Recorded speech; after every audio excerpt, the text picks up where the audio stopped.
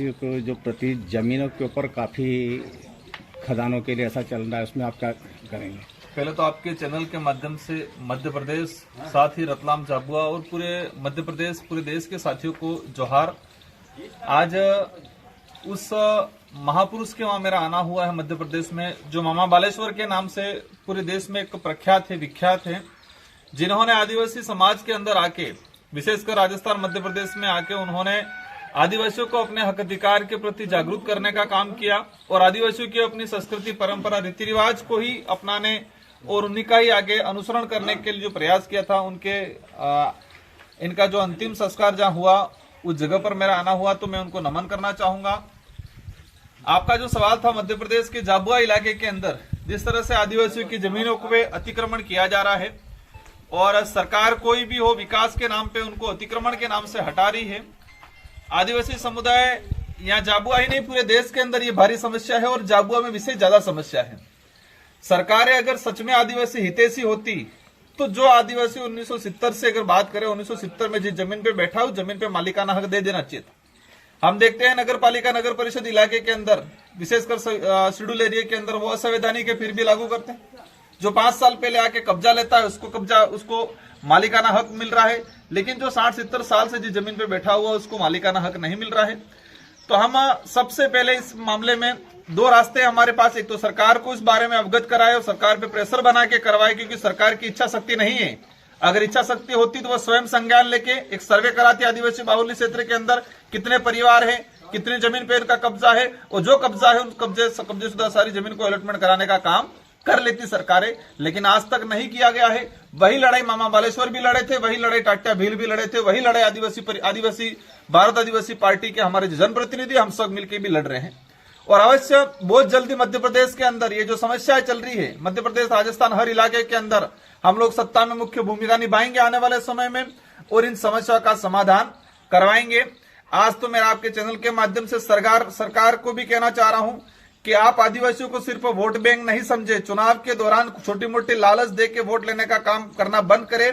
आदिवासियों की जो बरसों से चले आ रही जो डिमांड है, जल जंगल जमीन को लेके, रिजर्वेशन को लेके, अपनी परंपरा, अपनी संस्कृति को बचाने के, अपनी बोली भाषा को संरक्षण को लेके जो डिमांड चल रही है उस पर काम करना शुरू कर दे। अगर नहीं शुरू करोगे, अवश्य आदिवासी समुदाय जागरूक हो रहा है, ये पढ़ा लिखा युवा अब समझने लगा है कि अब छोटी मोटी लालचों में, छोटी मोटी योजनाओं में आने वाला नहीं है। ये अपने अस्तित्व की लड़ाई, अपने स्वाभिमान की लड़ाई, अपने जल जंगल जमीन की लड़ाई बखूबी लड़ना सीख गया है और भारत आदिवासी पार्टी के साथ है। हम लोग आने वाले समय में बड़ा आंदोलन करेंगे मध्य प्रदेश में विभिन्न समस्याओं को लेकर और उनका समाधान करवाएंगे। सर, मामा बालेश्वर दयाल एक क्रांतिकारी भी थे, समाज सेवक थे। अनेक बार भारत रत्न की इनको देने के लिए यहाँ के लोगों ने, गणमान्य नागरिकों ने भी सरकार से मांग की थी। इसमें आप दिल्ली में संसद में बैठकर क्या कहें? बिल्कुल, मैं आपके चैनल के माध्यम से हमारे मामा बालेश्वर के जितने भी जो अनुयायी हैं, भगत हैं, उनको मैं आश्वस्त करना चाहूंगा। मैं दिल्ली सदन के अंदर इस बात को पुरजोर तरीके से रखूंगा ही नहीं। भारत रत्न की जो बात है, अगर भारत रत्न की बात आती है, देश में कई लोगों को दिया गया है, हम किसी पे कटाक्ष नहीं करना चाहते हैं, लेकिन कुछ लोग ऐसे जिनका कोई योगदान नहीं है उनको भारत रत्न मिला गया है। लेकिन मामा बालेश्वर ने बहुत बड़ा योगदान दिया इस इलाके के लिए और आदिवासी समुदाय के अंदर अपना पूरा जीवन त्याग के यहाँ पर इन समुदाय के लिए, और आदिवासी समुदाय नहीं, सभी समुदाय के हित के लिए एक मानवता में विश्वास रखते हुए उन्होंने यहाँ पर हर प्रकार का जन जागरण करने का, यहाँ के लोगों में क्रांति लाने का, यहाँ के लोगों की हक अधिकार की, आजादी की लड़ाई लड़ने का काम किया है। तो अवश्य हम लोग इनको लेके भारत रत्न की जो डिमांड चल रही है उसके लिए काम करेंगे और साथ ही एनसीईआरटी हो, हमारे यहाँ सीबीएसई हो, या जो भी सरकार के पाठ्यक्रम है, उन पाठ्यक्रमों में मामा बालेश्वर का सारा इतिहास को सम्मिलित कराने के हम लोग प्रयास करेंगे।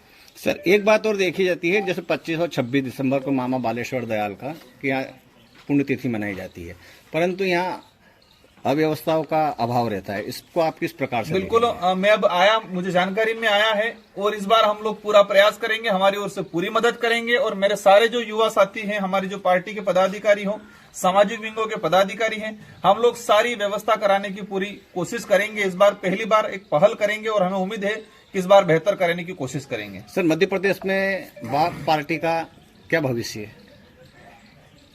हमारा वही है कि पार्टी का भविष्य क्या हो, वो नहीं सोचते हैं इस क्षेत्र में रहने वाला आदिवासी समुदाय जो वर्षों से आजादी से पहले या देश का मूल मालिक माने, जिनका आज भयंकर स्थिति है, एक दयनीय स्थिति है। पार्टी का भविष्य तो अवश्य होगा हमारा, जिस दिन आदिवासी समुदाय का भविष्य के लिए हम लोग सोचेंगे। और हम लोग आदिवासी समुदाय साथ ही अन्य समुदाय जो मानवता में विश्वास रखता है, जो गरीब तबके का है, उन सब के हक अधिकार को लेकर लड़ाई लड़ेंगे।